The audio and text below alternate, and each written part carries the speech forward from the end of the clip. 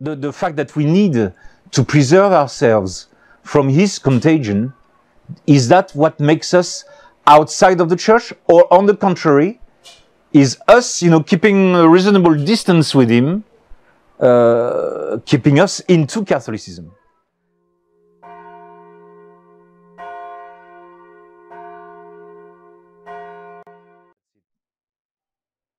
No? Yeah, you have any questions? Yeah. Is the resistance systematic and has become outside the Catholic Church? When did we leave the church? What we are saying is that Pope Francis is a heretic. Now, if Francis is not a heretic, then what is a heretic? Because, you see, Francis is not only a public heretic, he is a manifest heretic, and he is a most obvious manifest heretic. So, to call him a heretic, does it make us outside of the church?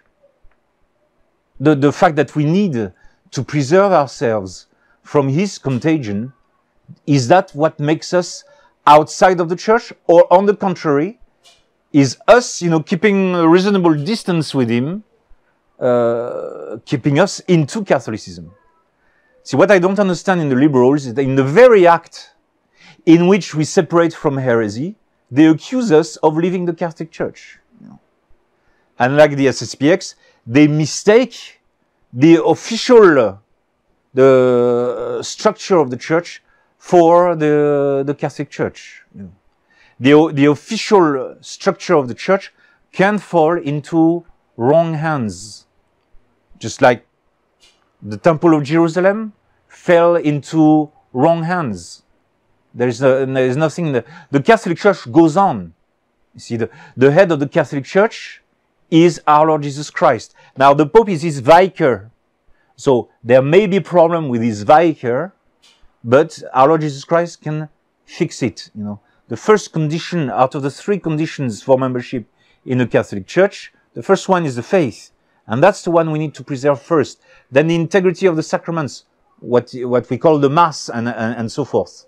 So the faith and the Mass. And then there is also the third one, which is a subjection to the Roman Pontiff. That's also a condition. But you see, the Roman Pontiff exists for the service of the faith and for the service of the continuity of the sanctification of the Church in its sacraments. Not the other way around. And that's why in the definition of Bellarmine, the Roman Pontiff is mentioned in the third place.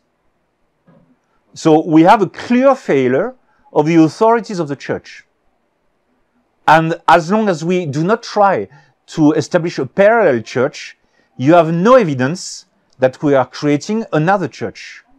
Now, when, I will make myself a pope, or when I will talk like a pope, when I will pontificate, when I will issue crazy condemnations like so many Sedevacantists are doing, when I go haywire, yeah, you can say, I am creating another church, because you see what's so dangerous in the Diamond Brothers and then the Dolanites especially. I don't think the Cassisiacum and Sunbornites are like that, but the hardcore Sedevacantists are very worrying to me, because if you do not belong to their sect, you go to eternal hell. And that is what is very dangerous.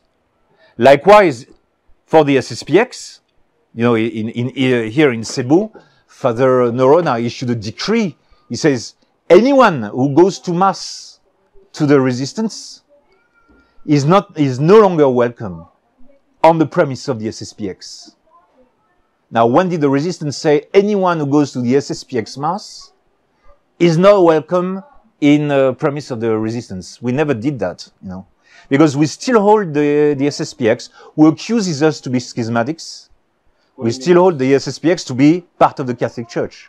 So we have no canonical right to deny the sacraments to the members of the SSPX, because they are members of the Catholic Church. We only say about the SSPX that it is in danger of liberalism, that there are some tumors, there are stage 1 cancer, stage 1 or 2. So there are some tumors, and the tumors are growing. And this is what worries us. And that's why, providentially, we were all thrown out of the SSPX 10 years ago. So I hope it answers your question. Yeah. We are called the Maron Corps of St. Pius X.